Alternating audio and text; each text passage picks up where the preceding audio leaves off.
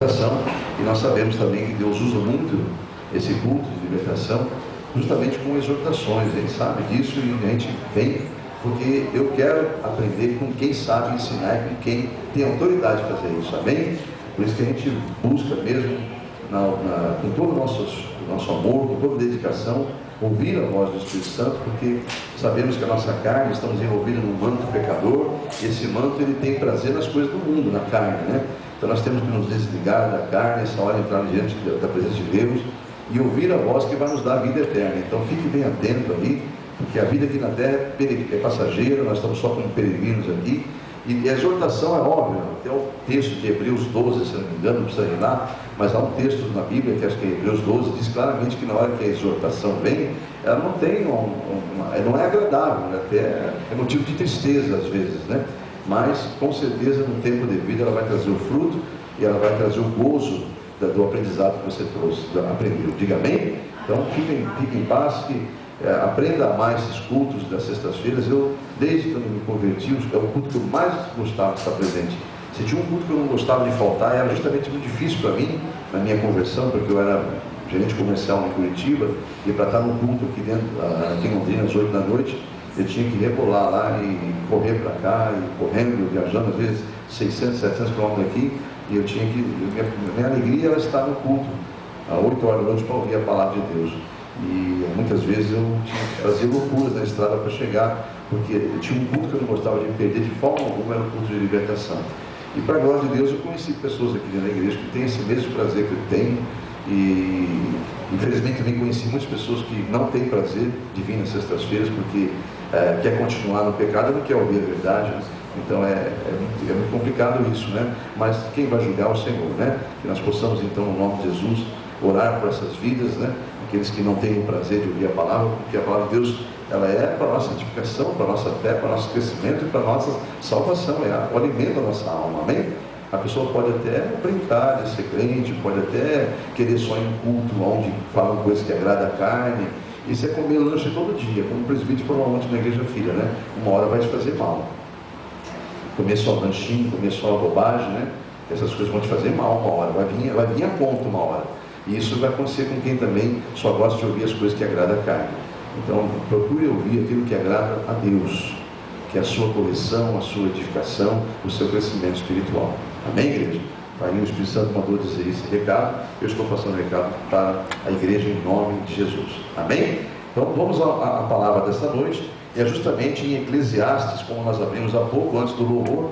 Vamos lá então no livro do pregador, né? Ou Eclesiastes, capítulo 3, e a mesmo versículo que nós lemos há pouco, Eclesiastes 3:1. Amém? Estamos juntos?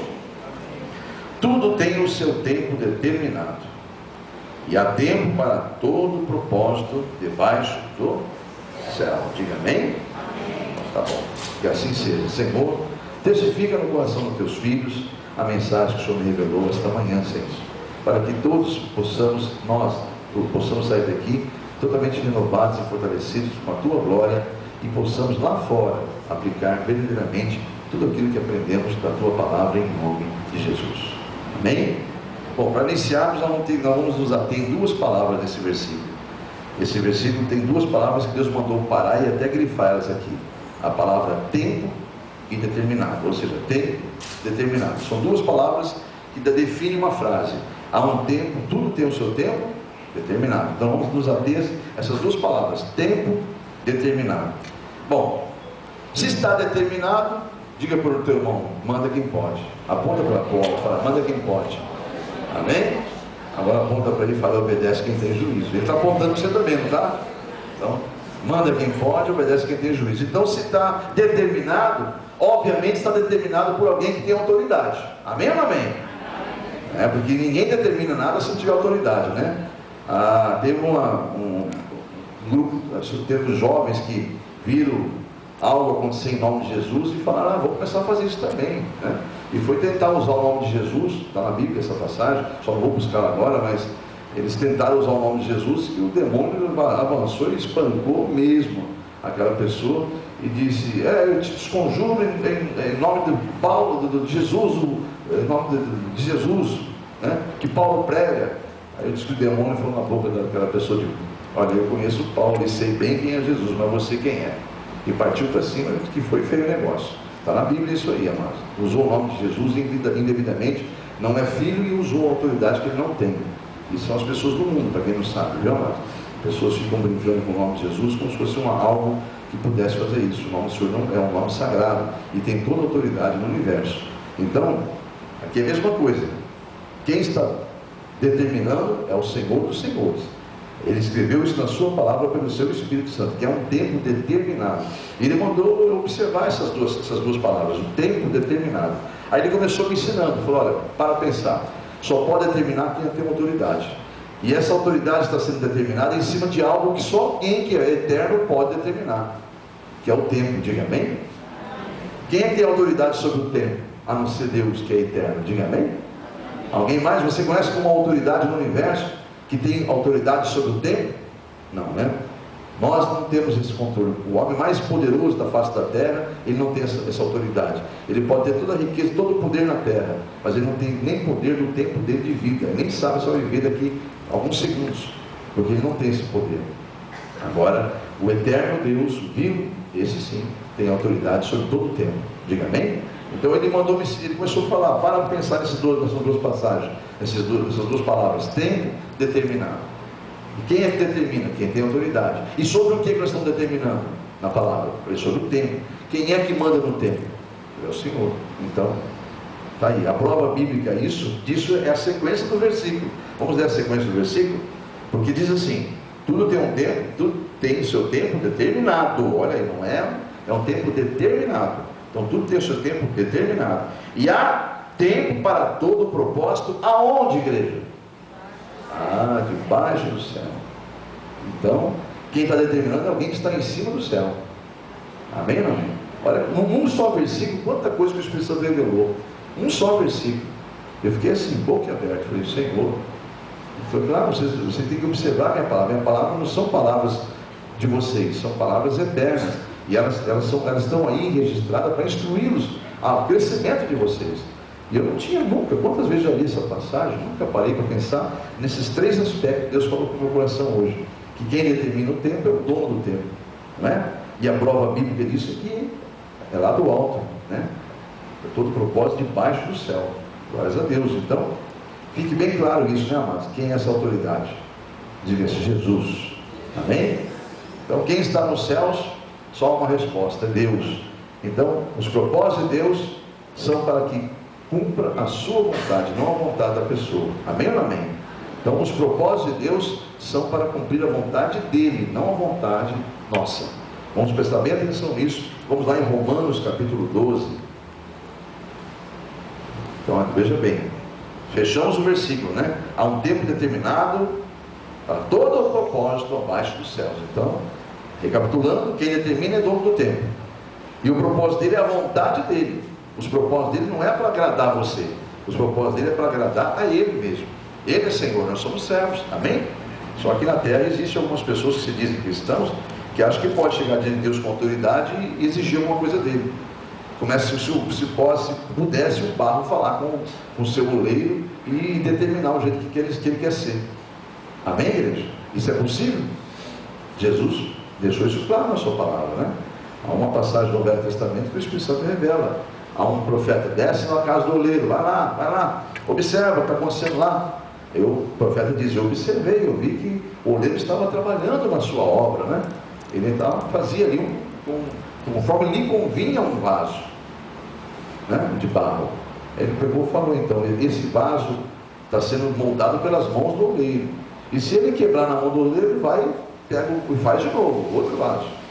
Mas o vaso não pode, o barro não pode falar para o seu oleiro que forma que ele quer ser. Porque não tem vida em si só. Amém ou não amém? Então é isso que o Espírito Santo está nos revelando.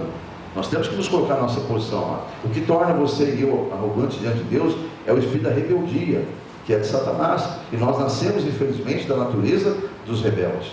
Nós somos, quando nascemos, escritos nas Escrituras como filhos da desobediência, ou seja, somos origem de um casal desobediente. Toda a raça humana provém daquele casal que desobedeceu. Ele vem todo o DNA da desobediência espiritual, né? Só que há uma correção disso aí. Assim como o pecado entrou por um homem, Deus fez com que o pecado saísse do homem por um homem, através do seu Filho que veio a esse mundo. É uma boa notícia ou não é? Porque eu e você, nós não merecíamos isso que nós estamos fazendo aqui hoje, ó, estar diante da presença dele, porque ele é santo e nós somos pecadores. E um dia nós vamos morar na glória dele, que é totalmente santa, num lugar totalmente puro, e nós totalmente impuros estamos aqui quando ele nos escolheu, mas ele está nos purificando e nos transformando para nos apresentar a ele mesmo de forma totalmente transformada, em nome de Jesus. Amém? Romanos 12, que eu pedi que você fosse até lá, porque nós estamos falando que o propósito de Deus é para que cumpra a vontade dele, né? E aí que vai entrar. Por que muitas pessoas não recebem vitória? Porque não entenderam ainda que a vontade de Deus é boa, perfeita e agradável. Amém ou não amém? Porque nós temos uma forma de entender as coisas. Você entende da forma que você entende como ser humano. Deus, ele está acima da mente humana. Ele é Senhor, ele criou a mente humana. Então nós temos que entender a fazer a vontade dele, não a nossa. E aqui diz claramente, ó, veja quem recebe vitória. Capítulo 12, versículo 1. O apóstolo Paulo está rogando aqui para a igreja de Roma, rogando, implorando, ó, rogo-vos, pois, irmãos, pela compaixão de Deus, que apresenteis o vosso corpo em sacrifício vivo, santo e agradável a Deus, que é o vosso culto racional. Ou seja, pensem, né? Versículo 2: e não vos conformeis com este mundo, com esse século, mas transformai-vos pela renovação do vosso entendimento, para que então experimenteis qual seja a boa, agradável e perfeita vontade de Deus. Diga amém? Então aí está, é muito importante nós começarmos a raciocinar. Ele é Senhor, eu sou o barro e o oleiro. A vontade na minha vida não é eu que tenho, é Ele, porque eu não vivo mais. Até quando eu não conhecia Ele, eu vivia conforme a minha carne, mas agora eu conheço a Ele, e eu sei que Ele vive em mim. Eu não posso viver por mim mesmo, porque eu não tenho vida em mim. Hoje eu reconheço que só vivo por causa dele, e é tudo para Ele e por meio dele as coisas são. Então, se Ele quiser nem viver, mas eu vivo. Então o que eu devo fazer? Enquanto estou vivo num corpo humano, uma alma vivente num corpo, eu devo o quê? Estar na mão dele, depender totalmente dele. Diga amém? Para que eu tenha a possibilidade de um dia entrar na glória de Deus e ser reconhecido como filho de Deus. Amém? Você quer salvação? Então, se prostre na presença do Altíssimo. Humilhe-se hoje para que um dia você seja exaltado. Porque aqueles que se humilham diante de Deus serão um dia exaltados. Porém, aquele que diante de Deus se ensoberbece, esse será humilhado. São aqueles que muitas vezes chegarão diante de Deus e falam assim: mas Senhor, Senhor, ele fala: maldito, eu não vos conheço. Olha que humilhação, hein? A pessoa dizendo: Senhor, Senhor, ele fala: cala-te, maldito, eu não vos conheço. Isso é bíblico. Diz que muitos chegarão diante do Senhor e falarão: mas Senhor, Senhor, ele fala: cala-te, maldito, porque eu não vos conheço. Olha só, então é uma coisa muito séria isso. É uma revelação que Jesus traz na sua palavra, para que nós não sejamos enganados aqui na terra através de religiosidades, né? Então Romanos 12 deixa muito claro isso. O apóstolo Paulo está rogando aos irmãos de Roma, essa carta chegou até nós, para ser uma carta aos cristãos, pela compaixão. Até em outra tradução ele vai dizer assim, rogo pelo amor de Deus, né? Porque vocês apresentem o vosso corpo como sacrifício vivo, santo e agradável a Deus, que é o vosso culto racional. E não vos conformeis com esse século, mas transformai-vos pela renovação do vosso entendimento, para que experimenteis qual seja a boa, agradável e perfeita vontade de Deus. Diga amém? Amém. Amados, eu peço que você vá lá em Jeremias, porque nós temos que recordar o que Deus fala sobre essas questões. Nós não podemos deixar que o inimigo roube de nós o entendimento da palavra de Deus, porque você já teve essas revelações. Ontem mesmo o presbítero falou: quantas pregações você já ouviu na tua vida, né? E mesmo assim Deus tem que falar outra vez e outra vez. Eu mesmo já participei de quantas pregações nesses 20 e tantos anos, não só ouvindo como pregando, mas Deus tem que falar o tempo todo no nosso coração, porque senão, e outra vez, ele repetir, porque nós temos uma tendência muito carnal, né, de esquecermos das coisas que são boas para o Espírito e nos apegarmos às coisas da carne. Então Jeremias 29 vai nos lembrar que Deus vai dizer o seguinte para o seu povo. Tem povo escolhido nesse lugar? Então ele vai dizer para o seu povo o seguinte, em Jeremias 29, no versículo 11: já que é dito aqui agora há pouco que nós temos que, o apóstolo Paulo rogou-nos, né, para que nós entendamos através do raciocínio, que nós devemos nos aproximar cada vez mais de Deus para entendermos qual é a sua boa, perfeita e agradável vontade. E aqui no capítulo 29, versículo 11, ao povo escolhido de Deus, ele vai dizer assim, o Espírito Santo diz, através de Jeremias: porque eu bem sei os pensamentos que penso de vós, que tem a vosso respeito, diz o Senhor, sempre são pensamentos de paz e não de mal, para vos dar o fim que esperais. Alguns dizem desejais. Diga: minha alma deseja a salvação. O resto é tudo bobagem, viu, amados? O que você deseja é tudo carnal. O importante é você entender que você é espírito. Dentro de você há um ser interior. Esse que você vê no espelho é o homem exterior, ou a mulher exterior. Mas esse não vive para sempre. O que vai viver para sempre é o teu homem, tua mulher interior, o ser humano interior, que é a alma, que é o ser vivente, que está num corpo por enquanto, mas ele é o espírito e a alma que vão estar diante do Senhor. É uma só coisa, tá, amados? Mas vão estar diante de Deus, porque a alma, o espírito é o fôlego, para quem não sabe, a alma é os sentimentos daquele espírito. Então, nós temos que entender isso, para a glória de Deus, porque o corpo vai perecer um dia. Então, quando ele fala que para vos dar o fim que desejais, ele está se referindo à alma. A sua alma nela deseja ardentemente estar com Deus. E é isso que ele fala. Então, eu que bem sei que devo pensar a vosso respeito, porque meus pensamentos para vocês são sempre de paz e nunca de mal, para vos dar o fim que desejais. O versículo 12: então me invocareis. Ou quando vocês compreenderem isso, vocês vão me invocar, vão me clamar, diz o Senhor. Então me invocareis, e ireis, e orareis, e orareis a mim, e eu vos ouvirei. O versículo 13: e buscar-me-eis, e me achareis, quando me buscardes de todo o vosso coração. E o versículo 14, só a parte A, ele diz assim: então serei achado de vós, diz o Senhor, e farei mudar a vossa sorte. Diga amém? Eu li em duas traduções aqui, que essa é mais fácil de entender. O Senhor fala: então serei achado de vós, e farei mudar a vossa sorte. Diga amém? Então está aí, ó. Quando nós entendemos qual é a boa, a perfeita e agradável vontade de Deus, é que se cumprirá em nossa vida a palavra de Deus. É muito importante entendermos isso. Amém, igreja? A vontade de Deus é que nós cheguemos. Sabe qual que é a vontade de Deus? Que nós cheguemos ao total, ao pleno conhecimento de quem é a pessoa que Ele enviou para representá-lo, que é Jesus, que é a palavra, o verbo, que um dia se fez carne. Abre em 1 Timóteo lá, em nome de Jesus, no capítulo de número 2 também. Primeira carta do apóstolo Paulo a Timóteo, no capítulo 2, deixa isso muito claro. Que você buscar o Senhor, crendo, entendendo que os pensamentos dele, os planos dele são muito maiores que os nossos, para nos dar o fim que nós desejamos. Aí ele fala: depois que vocês entenderem isso, vocês vão passar a me clamar, e eu vos ouvirei, e farei mudar a vossa sorte. Isso, então, depois que você aprende a fazer isso aí, olha o que Deus fala aqui em 1 Timóteo capítulo 2, e o versículo 4 a seguir. Estamos juntos aí agora? 1 Timóteo 2, 4 a seguir.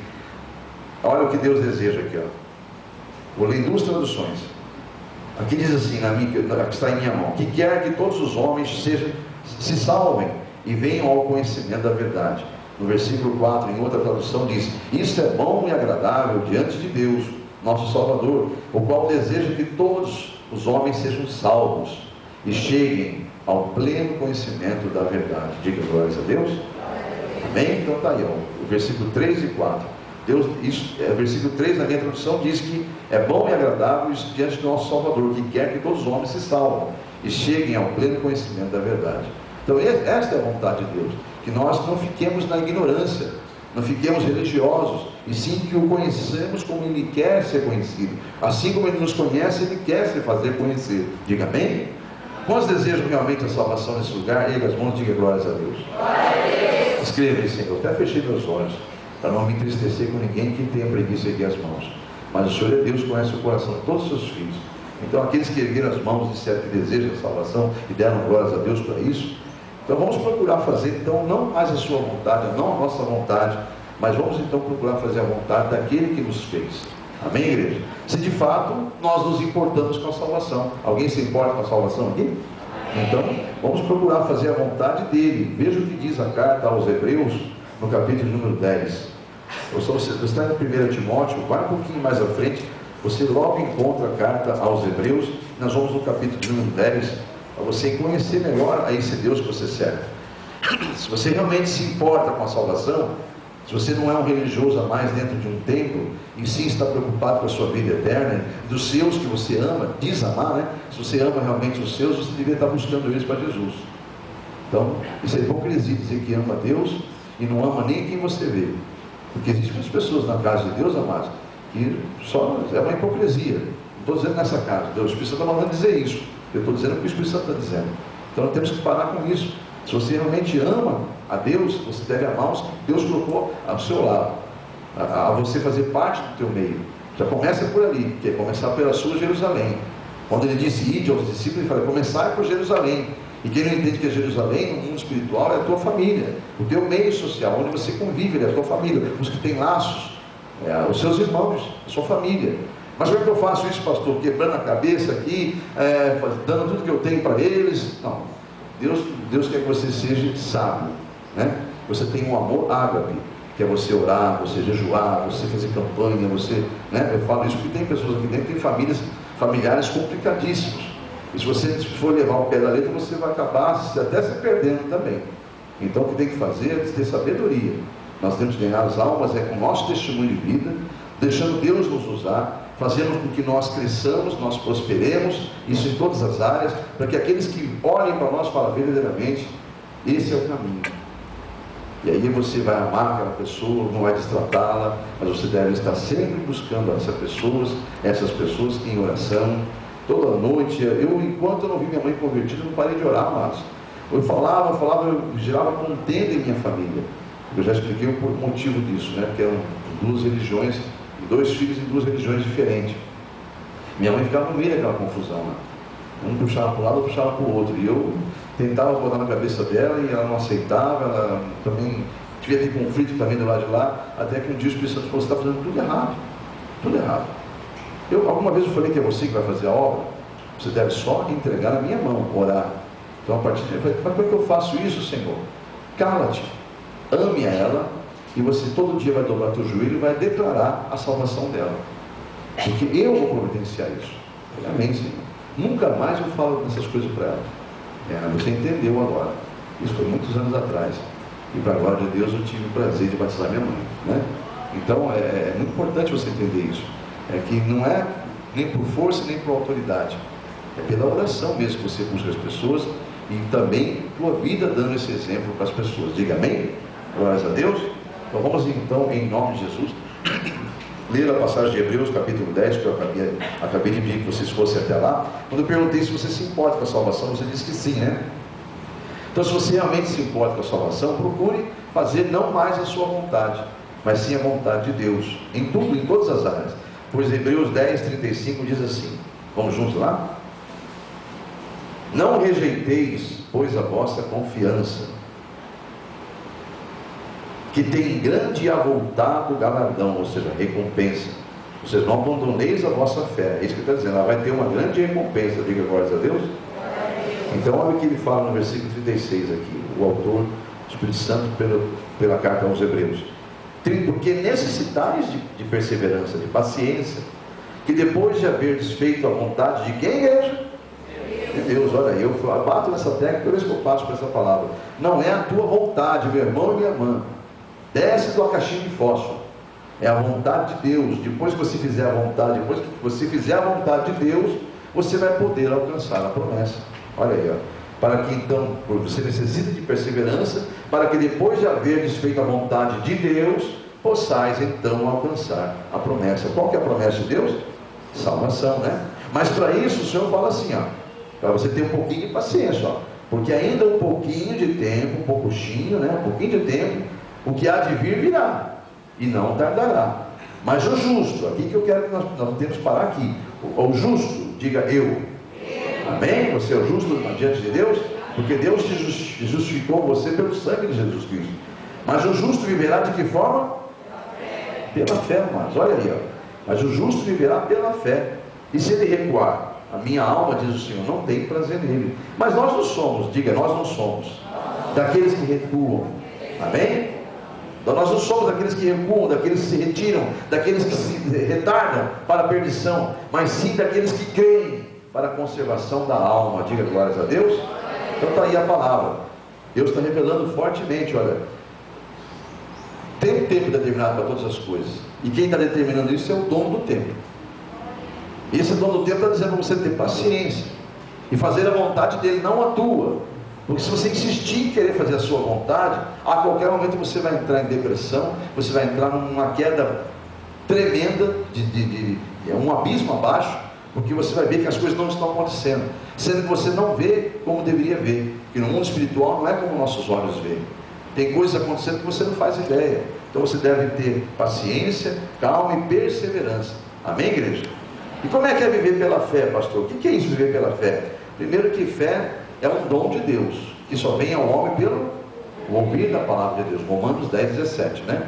A fé, Efésios capítulo 2, não precisa escrever isso, não precisa anotar essa passagem, mas eu quero que você entenda. Na carta do apóstolo Paulo aos Efésios, diz que nós vamos ser salvos pela fé, não é por obras.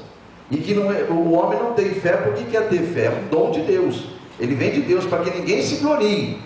Amém, igreja? Então Deus não deixou nenhuma brechinha para o homem se gloriar, porque isso é o espírito do diabo. A glória só pertence ao Senhor.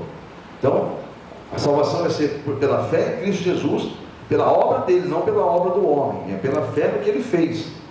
E pela fé então nós vamos ser salvos, e não por nossas obras, para que ninguém se glorie. E a fé é um dom de Deus, que só vem ao homem pelo ouvir, e o ouvir da palavra de Deus. Não tente, mas olha, eu tenho muita experiência para dizer isso para vocês. Todos aqueles que pararam de ouvir a palavra, reduziram o tempo de audição da palavra de Deus, ou caíram, ou tropeçaram, ou estão muito machucados, e muitos se perderam por isso, porque a fé, Deus não colocou na sua palavra que a fé vem pelo ouvir, e não há outro meio. Já ouvi bastante. Não, você não ouviu bastante. O dia que você ouviu bastante, Deus falou, agora já ouviu bastante, já pode recolher, está pronto para vir para a glória. Então tem pessoas que têm essa pachorra, essa capacidade de dizer que não, já ouviu o suficiente, que não precisa mais ir nos cultos de libertação, já aprendi tudo, já estou tantos anos na igreja. Parece que toda pregação é a mesma coisa, porque você não está ligado ao trono de Deus. O dia que você estiver ligado ao trono de Deus, nunca se repete. A cada manhã o Senhor renova as suas misericórdias sobre nossas vidas. Amém ou amém? Então, presta bem atenção.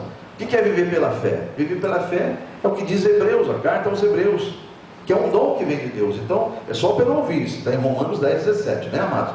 Mas, em Hebreus diz assim, vai explicar o que é esse dom. Esse dom dá ao homem o quê? Versículo 1 de capítulo 11 de Hebreus. Ele dá ao homem um firme fundamento, ou seja, a certeza das coisas que se esperam. É a convicção, a prova das coisas que não se veem. Diga amém? Então está muito clara a Bíblia não deixa escapar nada, amado. O que é fé? A fé é um dom de Deus, que dá ao homem, quando ele ouve a palavra, uma certeza, uma convicção daquilo que ele espera, mas não vê. Vai em segunda carta do apóstolo Paulo aos Coríntios, volta um pouquinho ali, você vai encontrar as duas cartas do apóstolo Paulo aos Coríntios. Vai na segunda, e vamos no capítulo 7, em nome de Jesus.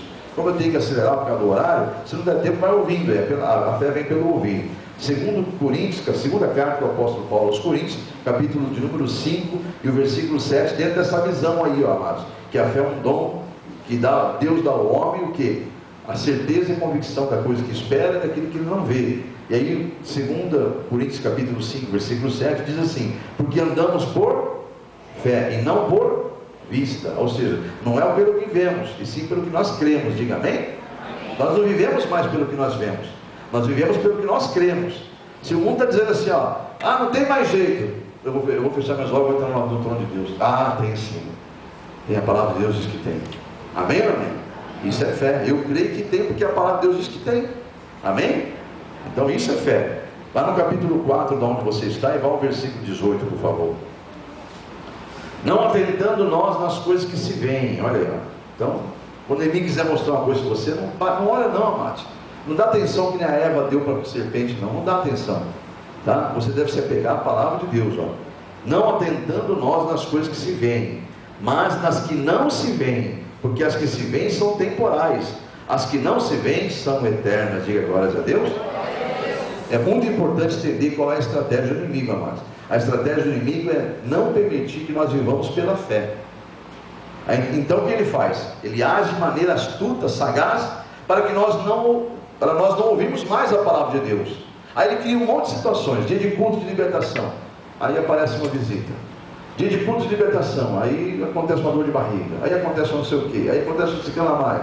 É o dia que você tinha que ouvir a palavra de Deus para ser liberto, e o diabo cria uma situação para você não ouvir a palavra de Deus. Por quê? Porque se você ouvir, você vai ter fé. E se você tiver fé, você é um perigo no inferno. Agora, um religioso para o diabo, ele morre de rir. O que ele mais quer é ver religiosos nas igrejas. O sonho dele é todo mundo ser religioso nas igrejas. Vir nas igrejas, fica mais preocupado em acabar o culto, para ir embora, para conversar lá fora, do que para ouvir a palavra. Tem pessoas que são assim, amados. Vem para a igreja para apresentar, mostrar roupa, vem para a igreja para falar mal do vizinho.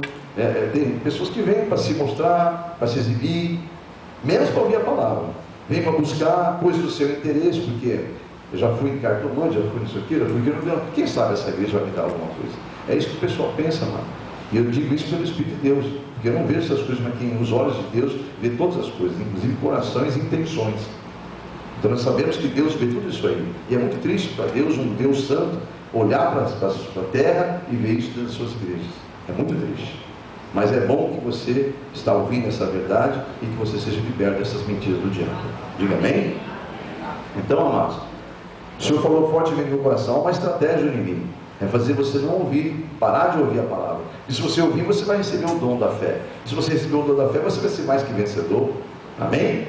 Então a intenção do inimigo é você não ouvir a palavra. Então vigia nessa área, tá? Eu falei claramente, o inimigo não se importa se você é um religioso. O que importa para ele é se você está ouvindo a palavra de Deus. Há um fato registrado nas Escrituras que vai dizer isso claramente. Vamos lá em 2 Reis. E você pensa que religioso não tem aparência boa, Marcos? Nossa, o religioso é uma coisa tremenda, mas você olha para o religioso e fala que queria ser assim. Sabia, Marcos? Quando você não conhece as Escrituras, quando eu falo você, eu falo do ser humano, né? O que acontece? Você começa a olhar modelos, e o religioso é um bom modelo. Eu vivi no meio de um monte de religiosos por um bom tempo, e muitos deles são modelos mesmo. Mas só que eu vou dizer uma coisa a você: o diabo se diverte com o religioso, mas se diverte tanto, amados, porque olha o que aconteceu com a igreja do Senhor no Velho Testamento, na carta de 2 Reis, no capítulo 22. Já vi essa passagem na Bíblia, aqui na igreja várias vezes, mas dentro do contexto da mensagem dessa noite, Deus quer que você entenda essa passagem. Estamos juntos em 2 Reis, capítulo 22? O que vai acontecer aqui agora? Tudo parece perfeito, amados. Vou fazer a leitura daqui a pouco, você vai observar que parece perfeito. Ali está tudo em ordem, está tudo bonitinho, né? O templo está sendo bem guardado, o dinheiro bem administrado, o reino está tudo bem, está tudo maravilhoso. Só está errado uma coisa: ninguém conhece Deus. Os próprios israelitas não conheciam o Deus de Israel. Por quê? Porque pararam de ler a palavra de Deus. Desapareceu. A religiosidade foi tomando conta tão grande, e isso não vem de encontro com esse século nosso aqui, ó. Para quem não sabe, não digo século 21, mas o século 20, que é o meu tempo, do século 20, século passado. Olha só, hein? Já sou do século passado. No século passado, se lia a Bíblia em certa religião que se diz cristã, e mas infelizmente também foi dominado por situações como essa situação aqui, ó, do próprio povo de Israel. Se lia a Bíblia em latim virado de costas para a igreja. Se a igreja se fizesse, era através de folhetim que seguia o que chamam de culto. E isso está mudando por causa dos evangélicos, por causa da concorrência, tá? Não é porque quer agradar a Deus, é por causa da concorrência que está mudando. E deixar isso bem claro. E eu falo com os aqui, se vai ficar no YouTube, não tem problema ficar gravado não, que é uma verdade. E eu não estou falando pela carne, estou falando pelo Espírito de Deus. É só você pegar a história você acompanhar. Então eu falo com a autoridade do Espírito Santo mesmo. E aqui aconteceu isso aqui, ó, 2 Reis, capítulo 22, e o versículo 3 a seguir. Veja o que estava dizendo aqui, ó. Primeiro que quem reinava era Josias, viu? E esse Josias, no versículo 2, você vai ver que ele fazia tudo que era reto aos olhos do Senhor. Ele andou em todo o caminho de Davi, ou seja, do seu pai, né? Que ele era descendente de Davi. Ninguém se assentaria no trono de Israel se não fosse descendente de Davi. Deus prometeu isso, né? Eternamente a sua descendência reinará para sempre. E Jesus nasceu na raiz de Davi, para quem não sabe, né? Então está aqui, ó.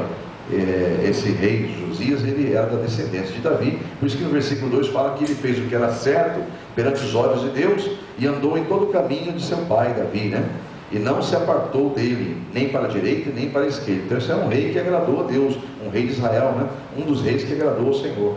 Veja o que aconteceu. Então, de repente, versículo 3, aconteceu, pois que no ano 18º do seu reinado, o reinado de Josias, ele mandou o escrivão Safã, filho de Azarias, filho de Mesulão, a casa do Senhor, mandou lá na casa do Senhor, vai lá no templo, dizendo: sobe a Ilquias, que é o sumo sacerdote, vai até ele, até o Ilquias, para que tome dinheiro que trouxe à casa do Senhor, o qual os guardas do umbral da porta ajuntaram do povo, e que o deem na mão dos que têm cargo de obra e estão encarregados da casa do Senhor, para que deem àqueles que fazem a obra que há na casa do Senhor, para repararem as fendas da casa. Diga reforma. Então tá aí, esse rei aqui, ele tinha um carinho muito grande pelas coisas de Deus, né? As coisas, e o templo era um deles, só que ele não conhecia Deus. O que acontecia? Ele era o Espírito Santo movendo ele, desde pequeno, que ele começou a reinar com 8 anos. Então, esse homem, com certeza, ele tinha o Espírito Santo nele desde menino, já era um escolhido de Deus. E acontece que, então, de repente, ele vê que há umas fendas, umas rachaduras, e ele, então, levanta o dinheiro que tem lá, eu quero que você distribua o dinheiro para quem tem cargo, para quem sabe trabalhar na obra, são os pedreiros, na nossa linguagem de hoje, né? Os construtores, para fazer uma reforma, tapar as fendas, eu quero uma reforma no templo. Essa foi a ordem do rei.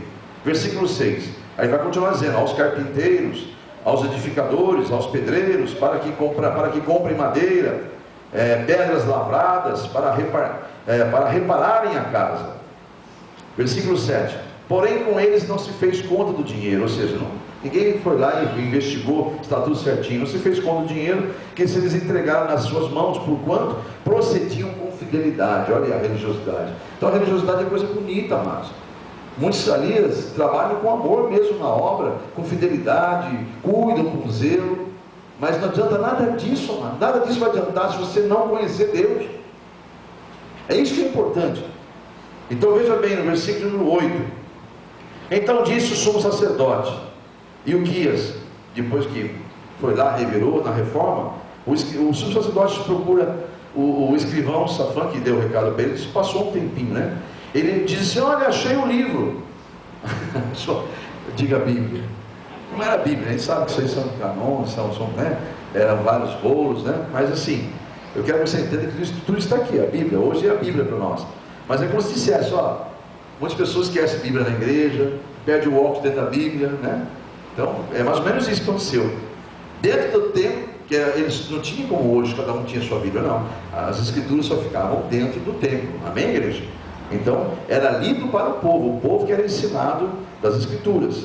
E os escrivãos, os escribas, eles eram encarregados de ir repassando, conforme envelhecia os papiros, né, eles eram obrigados a ficar renovando. Então, eles eram os homens ungidos para isso. Então, veio o escrivão, ele pegou e falou: olha, vamos ler de novo. O sumo sacerdote Ilquias chamou o escrivão e disse: achei o livro da casa do Senhor, achei o livro da lei na casa do Senhor. E Ilquias deu o livro a Safã, e ele o leu. Versículo 9. Então o escrivão Safã veio ao rei e referiu ao rei a resposta, e disse: teus servos ajuntaram o dinheiro que se achou na casa, e o entregaram na mão dos que têm cargo da obra, dos que estão encarregados da casa do Senhor. Também Safã, o escrivão, fez saber ao rei, dizendo: o sacerdote Ilquias, que me deu um livro. E o Safã leu diante do rei. Quando ele lê diante do rei, o que acontece? Versículo 11. Sucedeu que, pois, ao ouvir o rei as palavras da lei, rasgou as suas vestes, em sinal de humilhação. Então, ali, quando o judeu rasga as suas vestes, ele está se sentindo humilhado, ele está se humilhando diante de Deus. É muita humilhação. Então, quando ele ouviu a palavra, ele caiu a ficha, né?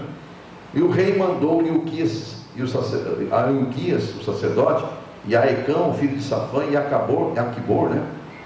Filho de Micaías, e a Safã, o escrivão, e a Azarias, servo do rei, dizendo, ele mandou um monte de gente lá agora: ide, alguém, por um de vocês, consulte ao Senhor, ide, consultai o Senhor por mim, pelo povo, e por todo Judá, acerca das palavras desse livro que se achou, porque grande é o furor do Senhor que se acendeu contra nós, porquanto nossos pais não deram ouvidos às palavras desse livro, para fazerem tudo conforme o quanto nele está escrito. Olha para o teu irmão do lado, diga para ele: por isso que temos que ensinar as crianças. Amém, amados? Olha para mim agora. Fica deixando teu filho em casa, viu? Fica deixando teus filhos em casa, em dia de culto. Continua fazendo isso, viu? Deus está achando isso maravilhoso. Eles serão os próximos que vão cair nessa armadilha aqui, ó. Vão ser religiosos. Então, no nome de Jesus, eu estou dando esse recado, não é para ninguém diretamente não. Deus está mandando dizer, eu estou dizendo, amados. Não deixe mais os seus filhos em casa. Se tem um lugar ideal para você trazer seus filhos, é na igreja de Jesus Cristo. E se ele já tem idade para mexer em computador e internet e tudo mais, com essas porcariadas do mundo, ele pode sentar aqui e ouvir a palavra de Deus. Amém ou não amém? Agora você quer agradar só ele, só a carne dele? Continua fazendo isso. Porque Deus está achando isso muito maravilhoso, viu? O coração de Deus está triste com muita gente aqui, diz o Senhor. Eu estou pelo Espírito de Deus, amados.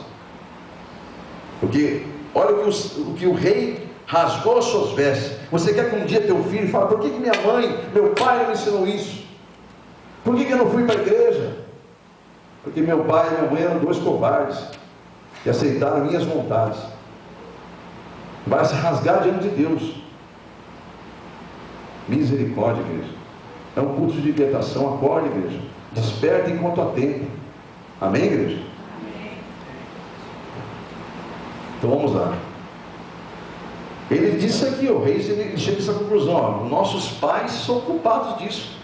Eles não deram ouvido e não nos ensinaram coisa nenhuma disso aí. Eu nem sabia que era escrito isso aí na palavra de Deus. Você vê que coisa vergonhosa, né, amados? E um rei governando um povo. É que Deus tinha muita misericórdia e colocou o Espírito Santo ali para orientar aquele menino desde os 8 anos como rei. E aqui já se havia passado muitos anos, já era um homem, e ele continuava firme, mesmo sem conhecimento. Porque isso está em nós, amados. Se Deus não fizesse isso aí, como é que estaria Judá? Como é que estaria Israel? Então, se fosse dar continuidade dos reis que faziam tudo que era errado, jamais Deus conseguiria cumprir a promessa de Davi. Para se chegar até Jesus, Deus teve que interferir, muitas vezes, dentro do útero de uma mãe lá, e ungir, consagrar um menino ali para ser rei, para que ele, quando reinasse, fosse que nem Josias aqui, ó. E mesmo assim, Josias cometeu umas coisas erradas também, depois, porque é carne, né, mas enfim, era um rei que até então, nessa passagem aqui, tinha feito o que era agradável aos olhos do Senhor. A igreja está compreendendo? Então, amados, está aí, ó. Isso vem acontecendo em nosso século. Porque quantos que ainda continuam religiosos e sequer conhecem a palavra de Deus? Eu tive esse desagrado, muitas vezes em visitas pastorais, principalmente membros novos que a gente vai, né, para conhecer. Isso é um hábito que nós temos de ir lá conhecer, nos apresentarmos, expor o nosso ministério, né? Como foi a nossa vida, a nossa passagem até então. Enfim, eu tive muito desagrado em conhecer algumas pessoas, não pelas pessoas, pelo que eles viveram, muita tristeza, eu sendo pecador. Quando eu chegava, mas vem cá, meu irmão, você está me falando isso aí, posso interferir um pouquinho? Que às vezes as pessoas me chamam para ir na casa, para mim ser ouvinte, eu não consigo falar uma palavra. A coisa mais triste para um pastor é ir numa casa e não conseguir falar. Então, sabe, se for para me ouvir, então sei o que eu estou fazendo aqui. Eu vim aqui para ouvir, para conhecer, mas para que você me escute. Aqui é um sacerdote, Deus tentando te ensinar a palavra de Deus, é um culto especial para você. Então, eu já fiquei em uma visita 2, 3, 4 horas, eu cheguei a ficar em uma visita 4 horas e meia. Dá 3, 4 cultos para uma pessoa só. Eu não tenho preguiça disso, amado. Quando eu vejo que é a disposição do outro lado. Agora veja para o lado de cá, em nome de Jesus, quero que você entenda isso. Isso vem acontecendo, eu fiz visitas já, porque eu vi assim, eu falei, mas espera, para um pouquinho só, para. Vou ler uma passagem para você que diz a respeito disso aí. Aí eu leio e a pessoa fala, está na palavra isso, eu não sabia, pastor. Desse jeitinho aqui, ó, igualzinho está aqui, ó. Igualzinho. Então, já não foi nenhuma nem 2 vezes. Isso é triste, amados. E é tudo que eu não quero nesse lugar aqui. Quando Deus me deu esse ministério, eu falei, Senhor, mais um não, Senhor. Mais uma porta, mais um pastor, mais uma igreja. Eu não quero isso para mim, não. Então deixa onde eu estou. Eu sou um bom dizimista, eu tenho uma boa profissão, eu sou um levita, me deixa onde eu estou, então. O Senhor falou, não, eu vou te dar um ministério onde eu colocarei verdadeiros adoradores. O Senhor falou isso ali, amados, no meu coração, em segredo na noite, e me trouxe isso confirmado em um culto com mais de 450 pessoas, numa igreja sede da Presbiteriana aqui. Eu fui lá para louvar, fui lá porque era um evento, estava um cantor conhecido nacionalmente, e esse cantor conhecido nacionalmente me chamou lá ele estava tocando o teclado dele, cantando e tocando. Ele parou tudo e falou: vem cá. Eu fui lá, no meio daquele monte de gente lá.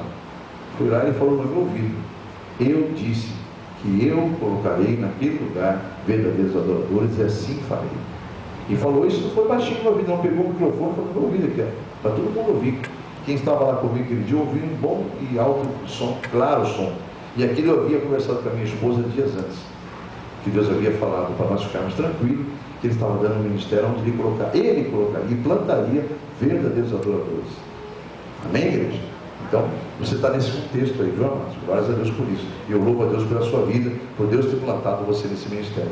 Então, amados, quantos estão religiosos nas casas de orações, nas igrejas do mundo inteiro afora, e sequer conhecem a palavra, sequer conhecem Deus? E devido a isso acabam tropeçando, se perdendo, porque a luz da fé não está nos religiosos. A luz que dá a fé verdadeira, a visão que enxerga tudo, não está nos religiosos, mas sim naquele que ouve e pratica a palavra de Deus, a boa e perfeita e agradável vontade do Senhor. Amém? Os que entram nessa cilada de ser religiosos são justamente aqueles que não ouvem a palavra de Deus, não tem tempo para tudo, mas não tem tempo para a palavra de Deus, e acabam obtendo uma falsa fé, que é uma religiosidade. E essa falsa fé tem uma data de validade, porque a pessoa não tem paciência de esperar o tempo determinado por Deus. A fé religiosa, que é a fé falsa, ela é uma fé de data de validade, e a fé verdadeira não tem data de validade. E a fé religiosa tem, porque a pessoa não tem paciência, perseverança de esperar o tempo determinado por Deus, para o propósito dele, em razão de que não está atento à vontade de Deus, mas sim à sua própria vontade, desejos carnais. Quantos aqui declaram que são mais que vencedores realmente em Cristo Jesus? Digo amém. Amém. Você declara isso? E para que sejamos realmente vencedores, amados, devemos estar em Cristo, na palavra. Todos os grandes vencedores da Bíblia esperaram o tempo determinado para receberem as suas promessas. Vamos dar alguns exemplos, rapidamente. Noé passou por muitas e muitas humilhações enquanto construía a arca. Você imagina uma pessoa construir uma arca num deserto, onde não cai uma gota, nem um sereno, e dizendo que vai ter uma chuva tão grande que vai causar um dilúvio, e construir isso diante de um monte de gente humilhando e zombando, como muitos zombam da tua fé até hoje. Então, amados, imagine, alguns teólogos falam que demorou 130 anos, 120 anos, mas tudo isso é conversa de especulação, tá, amados? Isso, na verdade, não há uma prova desse tempo. Eu posso te afirmar que há muitos anos que ele ficou construindo essa arca e passou por muita humilhação, mas aconteceu. Quando Deus falou: agora chegou o tempo, fecha a arca, e lá que era para lá de dentro, lá para que ninguém rompe ela, porque vai haver grito e horror, vai haver ranger de dente. Você imagina os gritos que Noé ouviu dentro daquela arca com a sua família, vendo o povo gritar lá fora, desesperado com a água que estava vindo, né? Imagina os gritos de horror que ele ouviu, mas estava lacrado. Deus mandou lacrar e lacrou com betume, né? Então, não sei quantos anos, mas foram muitos anos de humilhação. Caleb é um daqueles espias dos 12, que quando Moisés falou: vai lá, Deus mandou levantar um de cada tribo e espiar a terra que Ele está nos dando, vai lá, para ver se não é uma terra realmente para vocês virem aqui trazer as boas novas para o povo. Aí volta todo mundo, né, de cabisbaixo, só 2 que não, e os 10 falaram assim: olha, aquela terra é maravilhosa, realmente, tem tudo que Deus falou, mas tem um povo lá que nós não temos condições de vencê-los de maneira nenhuma, são gigantes e muito bem armados, nós vamos ser derrotados por eles. E aí Caleb e Josué: ei, calam-te, se Deus nos trouxe até aqui, nos dará também condições de vencer essa terra. Eles tinham que enfrentar. A primeira cidade era Jericó, você sabe da história de Jericó, né? Uma cidade fortificada. Então eles viram que não tinha condições de entrar naquela terra, os 10, mas Josué e Caleb teve certeza. Aí então Deus falou o seguinte, através de Moisés, falou: olha, que os únicos 2 que Deus preservou daqueles 12 foi Josué e Caleb, na nova geração. E Deus prometeu através de Moisés que dividiria a terra e seria assim, assim. E Caleb já tinha suas bênçãos projetadas. Olha, quando eu te der aquela terra, tal região é sua. Deus já falou assim através de Moisés. Sabe quantos anos demorou para Caleb tomar posse da terra? Ele tinha 40 anos quando recebeu a promessa. Com 85 anos de idade que ele recebeu a promessa. Só que ele lembrou, na ocasião ele falou assim: olha, há 45 anos atrás Deus falou que me daria. E eu estou até aqui ele me trouxe. E eu estou cheio de saúde, cheio de vigor para tomar posse dessa terra. Sei que eu vou ter que enfrentar um monte de coisa, mas eu vou enfrentar porque Deus me deu força para isso e Ele me prometeu. Diga amém? Ele estava 45 anos mais velho, mas em momento nenhum ele teve medo. Não foi que nem aqueles 10 covardes. Ele continuou firme, dizendo assim: Deus me trouxe até aqui, Ele prometeu e eu vou cumprir, e eu vou receber essa vitória em nome de Jesus. Amém? Por que demorou? Por causa dos outros, que todo mundo ficou na onda, daquela geração teve que morrer, todinha aquela geração. Só sobrou Josué e Caleb naquela geração. Mas como sobrou os dois, Deus falou assim: ó, ele falou, Deus me garantiu 45 anos atrás. Então há um tempo determinado para todas as coisas. Amém ou não amém? Agora, se a sua fé é uma fé religiosa, ela vai ter data de validade. Você é o próximo que vai deixar a cadeira vazia. Está amarrado, em nome de Jesus, sim. Davi, depois de ungido, teve que esperar 15 anos para se tornar rei de Israel. E passou por situações que você nem imagina que Davi passou. Eu não vou contar a história dele aqui, eu quero que a igreja conheça a história de Davi. 15 anos depois de ungido para tomar posse. E passou por situações que até de morte, mas recebeu a promessa.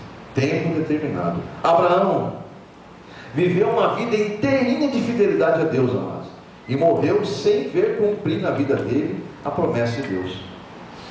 Mas aquele dia, pode ter certeza, amados, que Deus vai chamar e vem cá, Abraão, olha para tudo isso aí, ó.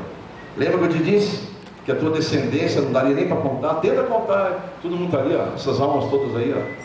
Isso aí é o que eu te prometi, Abraão. Amém, igreja? Então tem essa aí, amados. Há um tempo determinado para todas as coisas. Abraão não deixou de ser fiel a Deus. Ele passou a vida inteira fiel a Deus e não viu cumprir a promessa de Deus na vida dele. Ele não viu, mas verá. Diga glória a Deus se você crê. Amém? Tanto é que ele foi chamado o pai da fé, né? De todos os israelitas, de todos que vêm ao cristianismo hoje, que é chamado o novo Israel de Deus.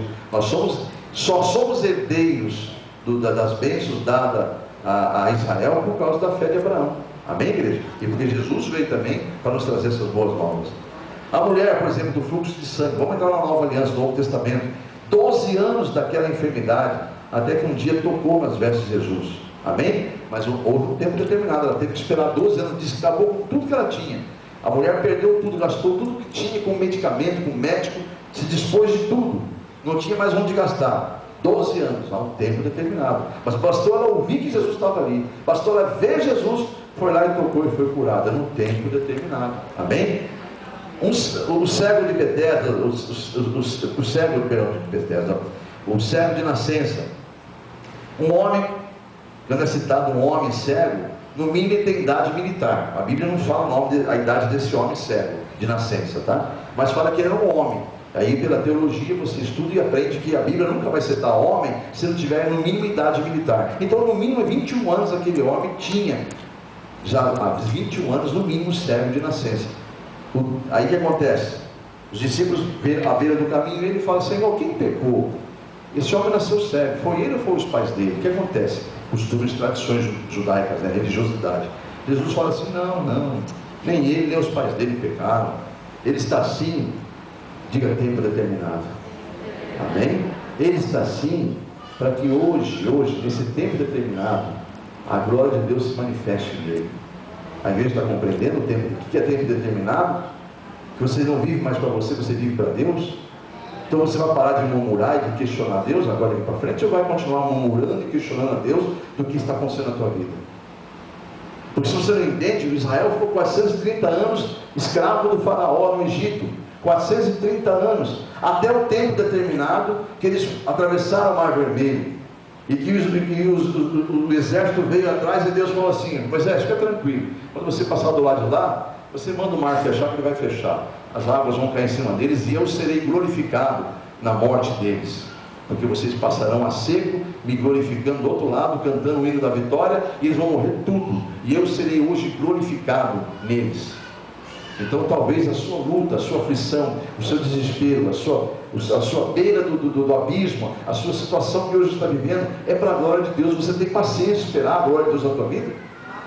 Ou você já quer procurar outra igreja, achando que a outra igreja vai resolver o teu problema, o outro pastor, o outro, sei lá, outra religião, ou a cartomante, ou o signo amanhã cedo no jornal? Será que isso vai resolver o teu problema, amado? Ou você vai esperar o tempo determinado por Deus para a tua causa? Porque é um tempo determinado para todas as coisas. Amém ou não amém? Eu vou parar por aqui, amado. Tem muitos exemplos. Aí quer dizer que a minha bênção agora pode demorar anos e anos, pastor? Não sei. Eu não sei. A bênção de Israel era para ser depois da saída do Egito, logo em seguida. Mas por causa da murmuração deles, demorou 40 anos para vir a promessa. E nem para aquela descendência, foi para outra descendência. Vai depender de você receber a vitória. Teve um homem que foi ao encontro de Jesus, ele nem conhecia nada do judeu, era simplesmente um inimigo do povo judeu, um centurião romano. Ele amava o seu empregado de uma forma carinhosa, como se fosse um filho, e o seu filho, que era um empregado, estava morrendo. A Bíblia fala seu moço, e eu quero crer que não era, né, o que muitos pensam que ele era, né, que alguns já querem mudar. Era um homem com um sentimento muito carinhoso por um funcionário que talvez tinha criado desde pequeno. E aí acontece que aquele moço ficou doente, ele ficou desesperado e foi atrás de Jesus, porque ouviu falar que Jesus estava fazendo milagres. Só que ele tomou muito conhecimento de quem era a pessoa de Jesus. Esse mente não foi atrás de Jesus pedindo um favor, ele foi sabendo quem era Jesus. Então até que ele chega lá e fala: Senhor, eu não sou digno de estar aqui na tua presença, mas olha, o meu servo está nas últimas, eu tenho um servo que está morrendo lá nas minhas terras. Eu gostaria muito que o Senhor, por favor, o curasse. Jesus falou, olhou assim, olhou para ele e viu aquele amor, aquela coisa linda. Ele falou assim: eu vou lá agora. Não, Senhor, não faça isso, não. Eu não sou digno que o Senhor entre em minha casa. Eu não sou digno. Olha só que humildade, né? Tem um detalhe, mas eu sei quem o Senhor é, e eu sei que basta uma palavra sua. Assim como eu tenho soldados a minhas ordens, basta dizer uma coisa para eles que eles têm que cumprir. E assim também, se o Senhor der uma ordem, meu servo vai ficar curado. E depois você estuda a palavra, você vai descobrir que aquele servo foi curado no tempo da viagem de volta. Quando ele volta, encontra o servo já trabalhando. Ele fala: como é que é isso? Você estava morrendo? Não, mas eu fiquei bom. Quando foi isso? Tal hora. Ele: nossa, foi a hora que eu estava falando com o Senhor. Com certeza se converteu aquele centurião, né, mas? Então, você me pergunta: então eu vou ter que esperar 45 anos? Vou ter que esperar 12 anos? 38, que nem o homem do tanque de Betesda? Vou ter que esperar esse tempo todo para a minha bênção chegar? É isso, pastor, que quer me dizer? Para mim ter paciência, porque o negócio vai demorar. Então, não sei, que esse homem chegou na hora. A bênção dele foi na hora, porque ele tinha o quê? Fé. Amém, igreja? Então se humilhe na presença do Senhor e reconheça que a tua fé está muito fraca ainda. Você precisa ouvir mais a palavra, se humilhar mais, se aproximar mais do Espírito Santo, para que Ele testifique no teu coração quem é Ele, e você nunca mais ouse duvidar do poder dEle. Diga amém? Amém. Olha para o teu irmão do lado, diga para ele: há um tempo determinado para todo o propósito de Deus. Amém? E o tema dessa noite é: a fé não tem data de validade. Esteja bem claro isso? Eu estou falando da fé verdadeira. A fé não tem data de validade. Abra, por favor, em Efésios capítulo 1. Carta aos Efésios capítulo 1. E Deus mandou deixar essas palavras finais nos seus corações. Então, fiquem em espírito, que aqui vai fechar a mensagem. Efésios capítulo 1, versículo 17 ao 23. Estamos ligados juntos aí? Para que o Deus do nosso Senhor Jesus Cristo, o Pai da glória, vos dê em seu conhecimento o espírito de sabedoria e de revelação, tendo iluminados os vossos olhos, o vosso entendimento, para que saibais qual seja a esperança da sua vocação e quais as riquezas da glória da sua herança nos santos. Versículo 19: e qual há sobre excelente grandeza do seu poder sobre nós, os que cremos, segundo a operação da força do seu poder. Diga fé. Amém? Tudo vai acontecer conosco, amados, conforme a força da fé que tiver em nós. Olha aí, ó. O qual exerce, né, ou seja, a sua excelência, grandeza do seu poder sobre nós, o que cremos, segundo a operação da força do seu poder. E o versículo 20, para terminar, não, vamos até o 23. E que manifestou em Cristo, ressuscitando-o dos mortos e pondo-o à sua direita nos céus, acima de todo principado e poder e potestade e domínio, de todo nome que se nomeia, não só neste século, mas também no vindouro. E sujeitou todas as coisas a seus pés, e sobre todas as coisas o constituiu como cabeça da igreja. Diga amém? Que é o seu corpo. Olha para o teu irmão do lado e diga: nós somos o corpo de Cristo. Amém? Então Deus constituiu Jesus como cabeça desse corpo. A plenitude que se cumpre em tudo e em todos. Diga amém? Então agora eu convido você a colocar teu irmão de pé e diga para ele: vamos nos colocar em pé.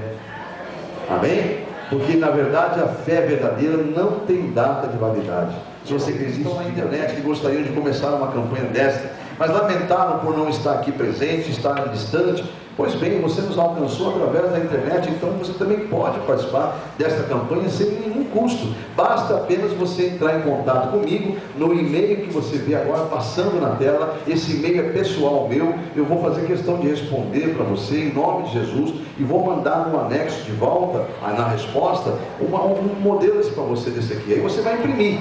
Aí você imprime, depois que você imprimir, você pode imprimir quantas você quiser, salva no teu computador, e quando você quiser voltar a fazer campanhas, já vai ter a campanha perto de você aí. E não precisa vir aqui à igreja, só abra semanalmente o blog da Comunidade Evangélica Mão de Deus, blogspot.com.br, abra lá no Google, Comunidade Evangélica Mão de Deus, encontre o nosso blog, e semanalmente os vídeos das pregações estão lá sendo renovados. Há também pregações anteriores, nas páginas anteriores, enfim.